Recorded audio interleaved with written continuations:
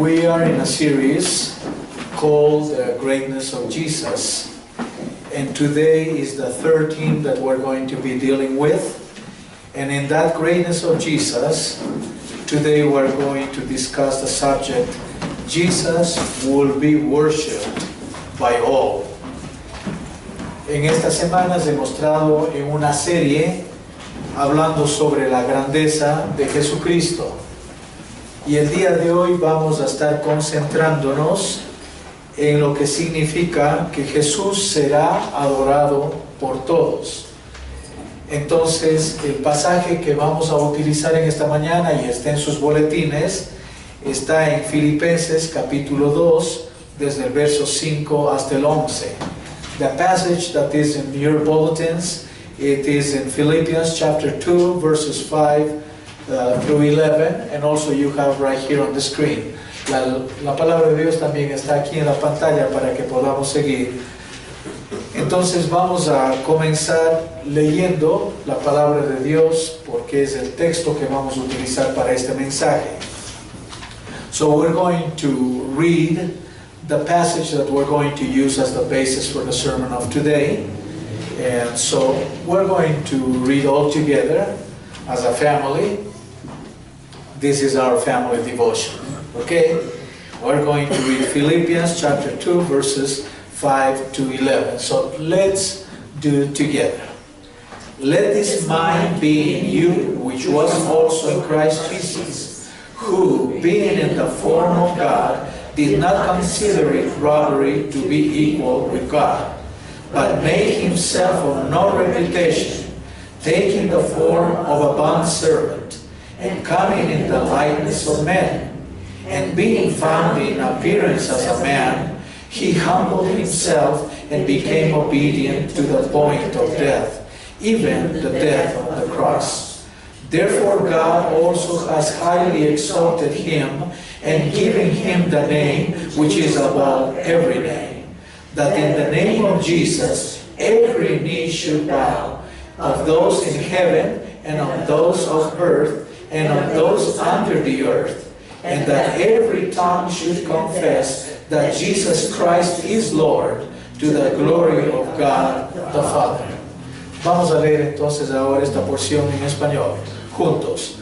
Haya pues en vosotros este sentir que hubo también en Cristo Jesús, el cual, siendo en forma de Dios, no estimó el ser igual a Dios como cosa a que aferrarse, sino que se despojó a sí mismo, tomando forma de siervo, hecho semejante a los hombres.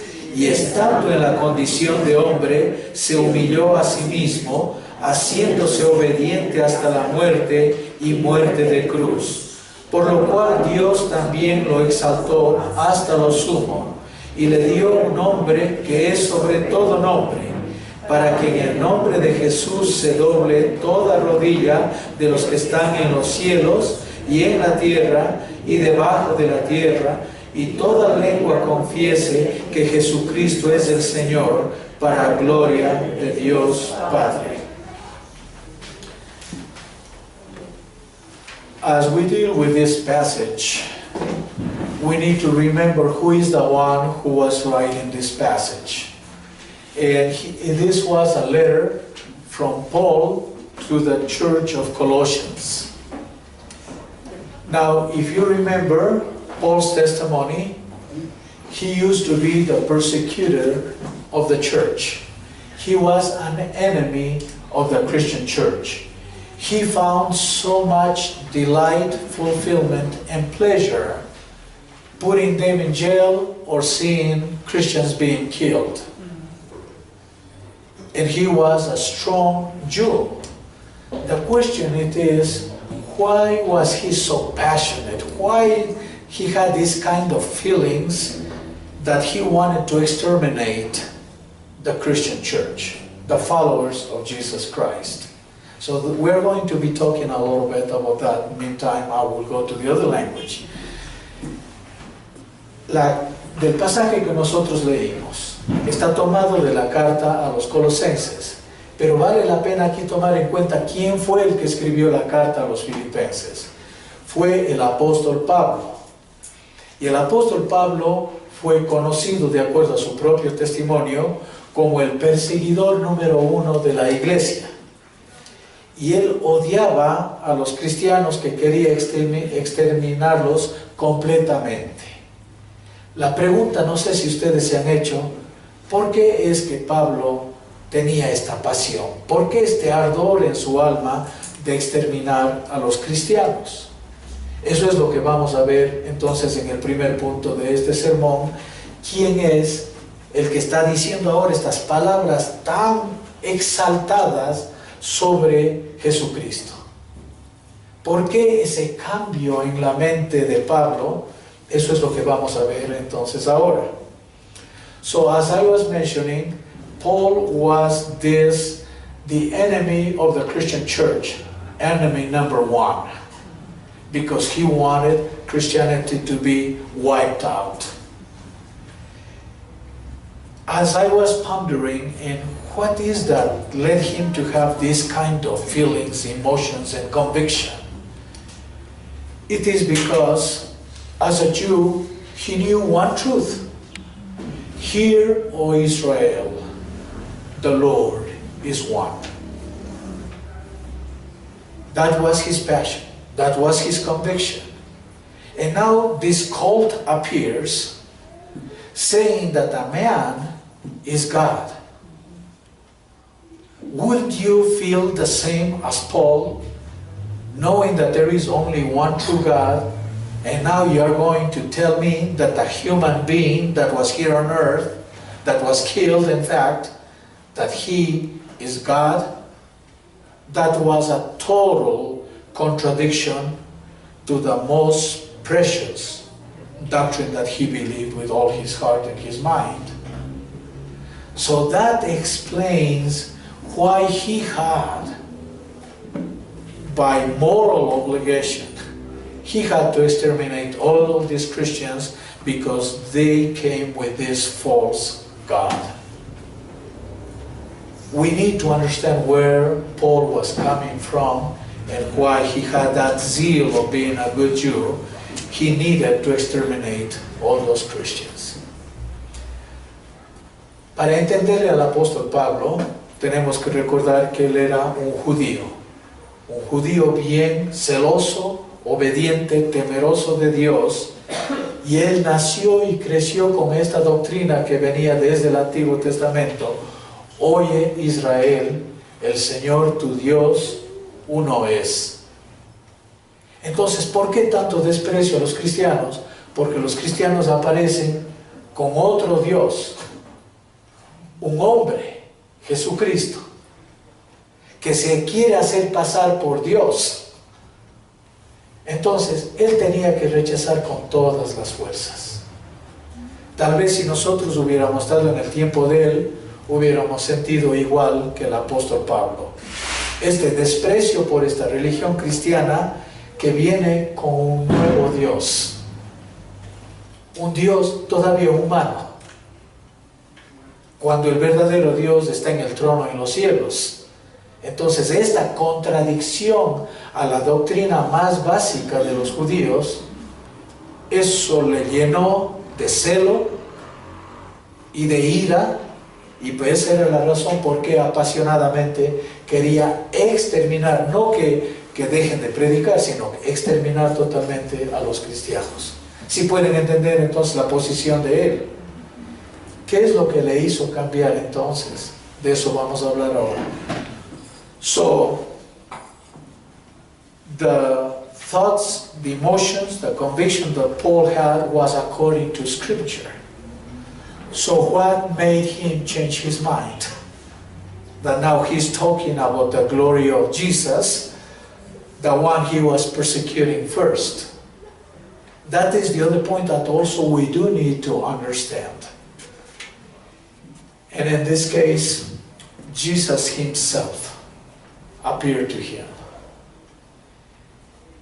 He thought that Jesus was dead and people were worshiping this dead Jesus. Now they were making him such a glorious person, a divinity. But then when Jesus appeared to him and he says, Saul, Saul, why are you persecuting me?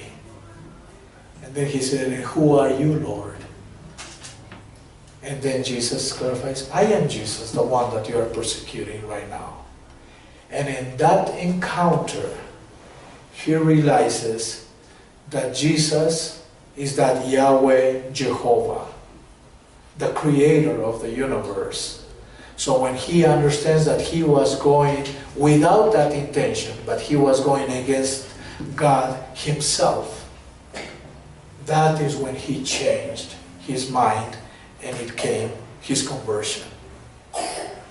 So if Jesus wouldn't have appeared to him, he would have kept persecuting the church, because he honestly thought he was basically fighting a false god. And he had all the right to do that, wasn't it? Yeah, he had all the right to persecute a false god. I do. I persecute false gods. I don't mind talking bad about them because they are false. So, but Paul changed his mind when he met Jesus in person. The resurrected Jesus in his glory appeared to him. ¿Cómo así cambió el apóstol Pablo su manera de pensar? Él estaba persiguiendo lo que él consideraba este Dios falso, hasta que Jesús se le apareció a él. Y cuando Jesús se le aparece con su poder, su gloria y su luz brillante, que le deja literalmente ciego, allí el Señor Jesús le dice a Pablo en su misericordia, Pablo, Pablo, en este caso Saulo, Saulo, ¿por qué me persigues? Y Saulo le pregunta, ¿quién eres, Señor? Y él le dice, yo soy Jesús al que estás persiguiendo, y a mis hermanos también. Allí él se encuentra con el Dios de gloria, y allí se da cuenta que Jesús no ha sido un falso Dios en contraposición al Dios verdadero, sino Él ha sido el Dios verdadero, el autor de los cielos y la tierra, como ya vimos en las semanas anteriores. Él ha sido el glorioso Jehová o Yahvé, Él ha sido el Dios del universo. Entonces allí es donde con el encuentro con Jesús, Él cambia de manera de pensar. Y por eso ahora ya podemos entender por qué escribió en la carta a los Colosenses el pasaje que nosotros leímos. Todo esto es necesario entender como trasfondo para sacar la lección, porque el tema que hoy día vamos a tratar es que Jesús será adorado por todos. ¿Por qué? ¿Por qué es eso? We needed to go through all of this background in order to understand the subject that we're going to be dealing with today. Jesus will be worshipped by all. So there has to be a logical connection, otherwise it's going to be so isolated that it's a little bit hard to understand and relate unless if we clarify this background. And now I have music as background for my sermon. That's good. Ok, ahora ya tengo un fondo musical para mi mensaje. Estaba haciendo falta, Mara, la música, con bombos y platillos. Ok.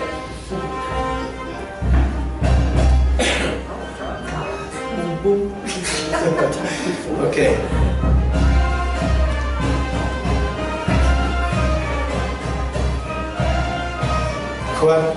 What we're going to do is now, we are going to dissect the passage that we have right now on the screen.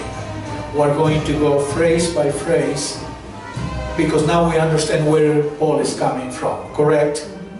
And so that's why we're going to analyze phrase by phrase, and basically at the end is going to come and basically wrap up this message with the words that Jesus is the one who deserves all the glory, all the worship from everybody. Okay.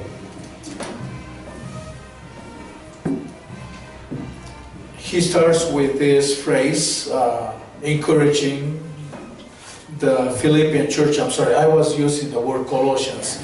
It is Philippians, I'm sorry.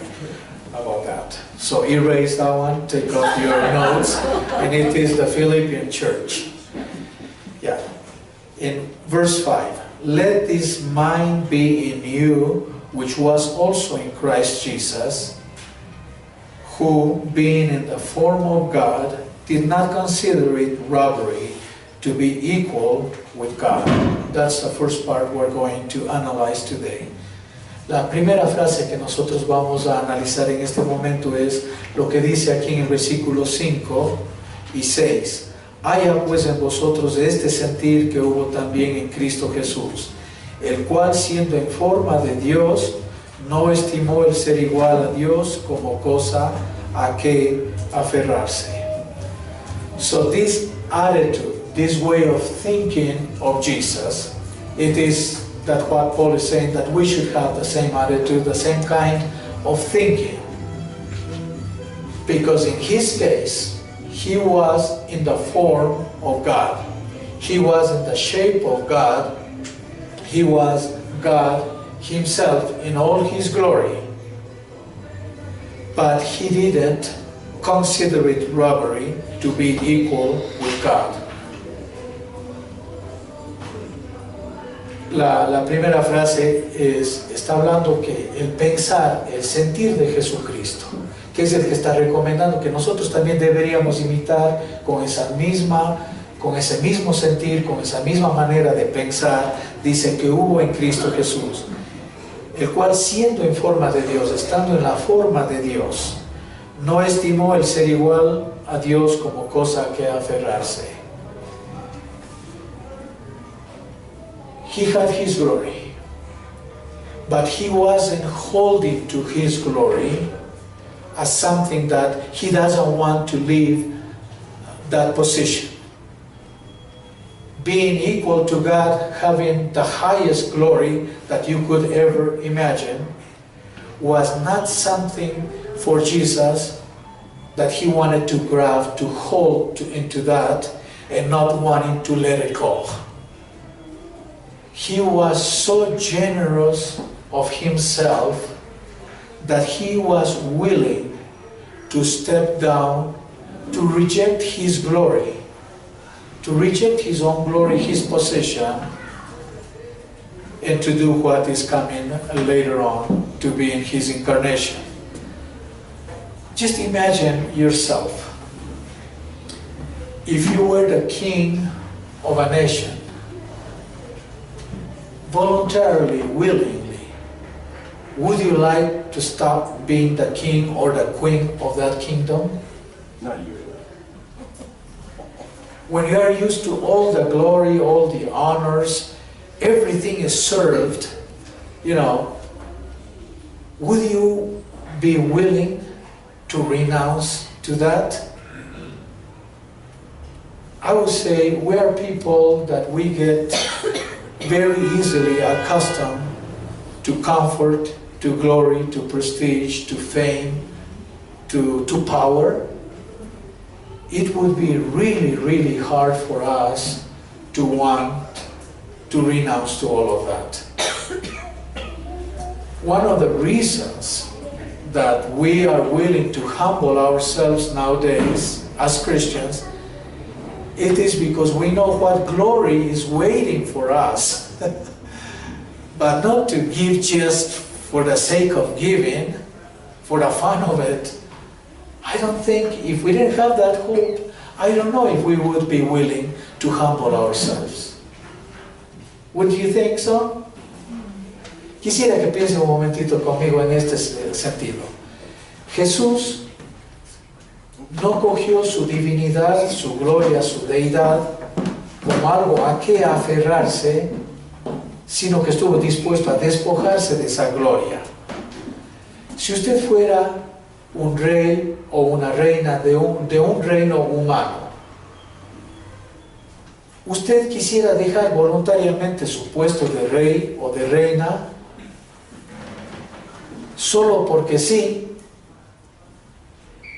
¿Dejaría usted los sirvientes, la corona, el prestigio, el honor, la importancia que usted tendría como rey o reina, dejaría por gusto? Yo dudo, porque nosotros en la vida actual que tenemos como cristianos, a veces nomás digo, porque no es costumbre de todo el tiempo, estamos dispuestos a rebajarnos un poco, ¿no es cierto?, a humillarnos un poco, pero generalmente hacemos porque tenemos en cambio algo más de trasfondo, generalmente tenemos una gloria que nos espera con Dios, ¿no es cierto? Entonces, por la gloria venidera podemos actuar por un momentito y hacernos los humildes. Pero en este caso Jesús, estando en toda su gloria, Él decidió bajarse. Entonces, Él no estimó el ser igual a Dios como algo a que aferrarse. Dejar la gloria de Dios, siendo Dios, teniendo el derecho a eso, es una cosa increíble. Yo espero que en esta mañana que el Espíritu Santo nos ayude a percibir lo que Jesús realmente hizo al dejar su gloria por nosotros. Yeah, it is my prayer today that one of the things that we will understand it is how much Jesus did in leaving His glory of heaven to come down to earth. What that meant, that somehow the Holy Spirit will give us some kind of sense, some kind of understanding of what that means. So let's go to the next one. In verse 7, He made Himself of no reputation. He made Himself of no reputation. Reputation, it is what people or others talk nice about you, isn't it? And He lost all that reputation. He lost all that reputation coming as a simple person from an unknown little town, being born in an unknown little town. And His birth was not in a kingdom, it was not in a palace, it was not in a nice house. His birth was in a stable. Which one of us was born in a stable? We could not even think or imagine that, being born in a stable. So that is how amazing that is. Of course, during Christmas, the stable seems really nice, but that's only Christmas cards. But if we would think of ourselves having to be born in a stable, we will say, please, in any house, even in a hutch, but that has a little bit of dignity, isn't it? Or would you like to be born in a stable? I don't think none of us would choose that place. Si nosotros pensamos solamente cómo Jesús dejó su gloria divina para venir a nacer como humano, pero no solo que quedó allí, sino, ustedes saben, Él nació en un establo. Yo le pregunto a usted, ¿quisiera usted haber nacido en un establo? Póngase a pensar un momentito. Entre la vaca, el toro, el caballo, el camello, hubiera querido nacer entre los animales y que su cama le pongan el heno o la paja, allí le ponen una cobijita para que allí acomodarle al niño. Ninguno de nosotros ni siquiera nos imaginamos, aunque sea una choza, para tener un poquito de dignidad, ¿no es cierto? Pero yo creo que ninguno de nosotros escogería nacer en un establo. Claro que nosotros le hacemos esto bien bonito en las tarjetas navideñas. Parece que sería algo bien bonito nacer en un establo, ¿no es cierto? Así parecen las tarjetas navideñas. Pero si nos damos cuenta realmente, nacer en un establo es lo más bajo que nosotros podríamos pensar. Donde nacen los animales, allí nosotros vamos a nacer. No, pero Jesús se despojó hasta ese punto. Entonces en el verso 7 dice, sino que se despojó a sí mismo. Se despojó a sí mismo. Dejó su gloria, se quitó él mismo la gloria divina y bajó acá. Dejando la gloria divina. No es que dejó de ser quien es, Dios. pero sí dejó la gloria divina. Si notan la diferencia, una cosa es dejar de ser Dios, pero dejar la gloria es otra cosa. Ok, entonces, esa es la diferencia. Él no dejó de ser Dios, pero dejó su gloria. What the point I was emphasizing it is, Jesus never stopped being God, but he left his glory. That is the point I wanted to emphasize, because Jesus never stopped being God. And he will never stop, because he's the same yesterday, today, and forever. So for that reason, he never stopped being God, but he did leave his glory. He rejected his glory. Okay, let's go to the next verse. Oh no, the next phrase. But he made himself of no reputation, taking the form of a bond servant, and coming in the likeness of men. That is the phrase that we're going to analyze right now. La frase que vamos a analizar ahora es la que está todavía en el verso 7, donde dice, bueno, primero, sino que se despojó a sí mismo, pero allí continúa y dice, tomando forma de siervo, hecho semejante a los hombres. He didn't take the form of an employee. He took the form of a bond servant. The word in there is doulos in Greek. You know, the lowest kind of slaves. That was a bond servant. The lowest kind, a servant with no rights whatsoever. He belonged to somebody else, to the will of others. And that is the way Jesus came. And even, remember, he said that there was not even one word that he said that he was not told to say. The words that my Father says to say, that is what he would say, because he came as a slave with no rights. So that's why I mentioned he didn't come as an employee, but he came as a bond servant, a slave with no rights. Cuando Jesús vino a la tierra, no vino como empleado, no vino como empleado doméstico. Él vino como esclavo, como siervo sin derechos. Porque en esos tiempos había la esclavitud, habían los esclavos, y había los esclavos a los que se compraban, y el esclavo comprado no tenía ningún derecho. El dueño puede hacer lo que él quiere con el esclavo, ¿sí me entiende? Entonces, por eso es que algunos no pueden entender esa humillación de Jesucristo, de cómo Él vino, y cuando Él vino, al venir como esclavo sin derechos, Él dijo que Él no hablaba una sola palabra, sino eran las que el Padre le decía que diga. Que Él no hacía nada por su propia cuenta, sino que venía en obediencia. Entonces, esa es la manera como Él vino. No solo se despojó de la gloria divina, sino también vino despojado de la gloria humana. Eso es algo que tenemos que recordar. Jesucristo no solo se despojó de la gloria divina, vino despojado de la gloria humana también. What I was saying it is that Jesus didn't come only rejecting his divine glory, but also he came rejecting human glory. Because he came as a servant also in the sense of a human. He came with no rights. Remember what he said? The birds have their nests, the foxes have their holes, but the Son of Man doesn't have even a rock where he can lay his head.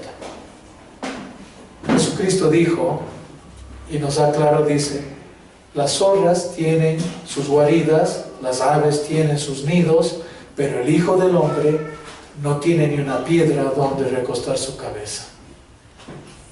¿Se dan cuenta, o sea, cómo Él dejó toda la gloria para venir a servirnos a nosotros? Okay, so let's go to verse 8. In verse 8 it said, and being found in the appearance as a man, he humbled himself and became obedient to the point of death, even the death on the cross. El siguiente versículo, el 8 dice, y estando en la condición de hombre se humilló a sí mismo, haciéndose obediente hasta la muerte y muerte de cruz. It seems like there is no end to the way Jesus is going down. Because he denied himself, he became obedient, and as humans we die. He was willing to come to the point of death. But even death was not good enough. But death on a cross, which is a death with dishonor. An embarrassing death. A death of a criminal. That is how interesting this is. Ahora imagínense, en el verso 8 dice, y estando en la condición de hombre se humilló a sí mismo. O sea, estando en hombre no era suficiente todavía. Se humilló a sí mismo. Y se hace obediente hasta la muerte. La muerte nos lleva a todos los humanos, ¿no es cierto? No hay problema en ese sentido. Pero él dice, pero hasta la muerte y muerte de cruz. Él fue deshonrado hasta en la muerte, no tuvo ninguna gloria. ¿Por qué? Murió como uno de los peores criminales. Murió con vergüenza, con desnudez, con la burla de la gente. Nosotros no morimos así. Pero la muerte de Jesús fue tan extrema, tan humillante, que hasta en la muerte hubo más humillación todavía. No murió como héroe, murió como criminal. Entonces, la humillación de Cristo es, o sea, donde ninguno de nosotros honestamente podemos llegar. I was just saying, you know, the humiliation of Christ was so great that none of us can reach that low. But Jesus was willing to do that just in order to rescue us. So that's why the answer going up now, because you cannot go lower than that. And now verse 9 starts going up. Therefore, God also has highly exalted him and given him the name which is above every name. The name of Jesus is above every name. And just to make sure, the Word of God is going to clarify that at the name of Jesus every knee should bow, and those in heaven, and those on earth, and those under the earth. Entonces, Jesús toca a fondo, ¿no es cierto? Con la muerte vergonzosa, ya no hay como ir más bajo que eso. Ya no existe forma que se pueda ir a más abajo de eso. Entonces, allí lo único que le toca ahora es subir. Y miren en el verso 9. Por lo cual Dios también lo exaltó hasta lo sumo. La expresión hasta lo sumo en español significa que ya no hay como más arriba de eso. Ya no existe más. Así como estuvo más bajo de todo lo bajo que se puede llegar, Él ahora, el nombre de Jesús, es exaltado. Él es exaltado hasta lo sumo, o sea, hasta lo más alto, donde ya no se puede a nadie elevarle más arriba de eso. Pueden ustedes imaginarse. Entonces, por lo cual Dios también le exaltó hasta lo sumo y le dio un nombre que es sobre todo nombre. O sea, no existe título, no existe nombre ni en los cielos, ni en la tierra, ni debajo de la tierra que pueda ser más alto que el nombre de Jesucristo. So now there is no name in heaven or on earth or under the earth that can be higher than the name of Jesus Christ. Amen. So people that are cursing Jesus, they have no idea what they are saying. Because even though they mean to discredit Jesus, but they are really pronouncing the title that is about any title on heaven, earth, or under the earth. It's interesting. Cuando la gente maldice el nombre de Jesucristo, ni se dan cuenta de lo que están haciendo. Están queriendo desacreditar el título más alto que existe, en el cielo, en la tierra y debajo de la tierra. Entonces, porque ese es el título dado por Dios, donde ya no hay cómo subir más, no hay cómo ni siquiera igualarle, porque está elevado a lo sumo, a lo máximo. ¿Sí me entiende? Okay, so if we go to verse 10, that at the name of Jesus every knee should bow, of those in heaven and of those on earth and of those under the earth. There have been situations, like one of them was Lenin in Russia, who at the time of his death, his daughter was next to him when he was dying, and he raised his fist and cursed God one more time before dying. But now he was eaten by worms, in the ground. And he one day will have to stand up before Jesus. And at that time, he won't be able to hold himself. He won't be able to express his rebellion. He will fall on his knees and recognize Jesus as Lord. So no one, no human being, no angel, not any created thing will be able to stand forever before kneeling before Jesus Christ. Amen. That's what the Word of God is saying. And remember, for those that are alive when Jesus comes for a second time, they are going to be so scared to death that they are going to ask the mountains to cave in, and cover them, because they cannot stand the glorious sight of Jesus. There is that saying, who laughs at the end laughs better. Of course, that is happening to Jesus. And this is amazing, because every knee is going to bow down before Jesus, whether it is in this life or the next one. But there is not going to be one creature in heaven or earth or under the earth that is not going to bow down before Jesus. The nice thing about us, it is that we do gladly, voluntarily, and with our hearts, with goodwill. But the others are going to do for many reasons. They are going to see the majesty of Christ, and they have to, because they cannot contain themselves. But it's not because they wanted to. But the glory of Jesus is going to be so great that they will have to bow down anyway. So I'm glad for us that we chose with our own goodwill. We are not going to be forced. But the other ones, they will have to. They will have no choice. We do have a choice right now. Estoy diciendo que cuando Lenin estuvo por fallecer, dice la historia que la hija de él le acompañaba en la muerte de Lenin. Y antes de dar el último suspiro, Lenin levantó su puño hacia adelante y maldijo a Dios. Hasta en el último momento de su vida, él maldijo a Dios.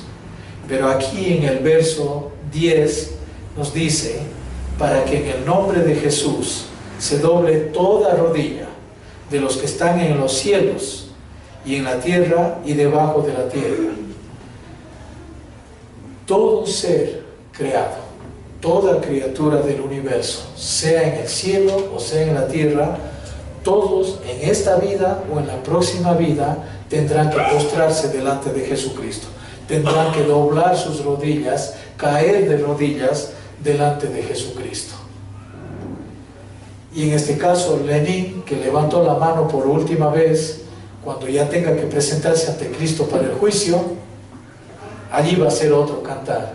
Allí le verán ustedes a Lenin de rodillas, tal vez clamando misericordia, pero ya muy tarde, donde ya no hay cómo hacer nada a favor de él.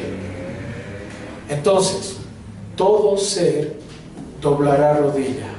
Nosotros tenemos el beneficio que podemos hacer voluntariamente, con gozo, con alegría, porque podemos escoger eso. Los que no se doblegaron ante Jesucristo en esta vida, en la próxima, solamente para verle pasar ya y de lejos, porque después ya nunca más van a estar en su presencia, van a tener que primero postrarse de rodillas ante Jesucristo antes de irse a su condenación eterna. Qué cosa tan triste, ¿no? Pero no hay un ser que se escape de doblar rodillas ante Jesucristo. Esa es la gloria de Él. So that leads us to verse 11. And that every tongue should confess that Jesus Christ is Lord, to the glory of God the Father. Every tongue. So they won't only bow down or kneel down before Him, but every person will have to declare or to confess or to exclaim. Somehow they have to express this, that Jesus Christ is Lord. And that title, Lord, means owner of everything, including of myself. Total owner of myself. So could you imagine just going back to Lenin? He was protesting against God. He's going to bow down before Jesus, and he will have to confess that Jesus is the Lord. And that's going to be for what? For the glory of the Father. Because that will bring such a satisfaction, such a pleasure to God the Father when His Son is being exalted as He only deserves. So that's why the title of the sermon was, Jesus will be worshipped by all. There is no exception. Now we have the privilege that we can worship Him whenever we want. But the day is coming when everybody, dead or alive, they will have to kneel before Jesus and proclaim that He is the Lord, to the glory of God the Father, because that will make God's day. The day is coming. And all creation will make God's day, because everything He created was for His glory, wasn't it? Everything He created, it was for His glory. So the day is coming where God will fulfill His wish. Just bear in mind that nobody will escape of worshiping Jesus. Isn't it? Entonces ahora nos lleva al último versículo y nos dice, y toda lengua confiese que Jesucristo es el Señor, para gloria de Dios Padre. Toda lengua, no dice muchas lenguas, sino toda lengua, toda persona confiese, cogiendo el mismo ejemplo de Lenin. Lenin estará un día no solamente postrado ante Jesús, sino que tendrá que confesar o declarar delante de todos que Jesucristo es el Señor, el amo absoluto, el dueño de todo, incluyendo de la vida de Él mismo. Y así nos va a tocar a todos nosotros, pero imagínense para los que le desprecian ahora a Jesús. Ustedes saben el refrán que dice, el que ríe al último, ríe mejor. ¿Quién va a reír al final? Y ahora, esta otra cosa aquí dice, y toda lengua confiese que Jesucristo es el Señor, para la gloria de Dios Padre. Cuando el Padre escuche que toda la creación, sin excepción de una persona, se postren ante Jesús y le digan: Jesús es el amo, el Señor de todo, allí el Padre va a estar orgullosísimo de su Hijo. Sí, este es mi Hijo, a Él exáltenle, y como ya le han exaltado, ahora sí, yo disfruto de este momento, estoy saboreando este día, porque este es el día de la gloria de mi Hijo.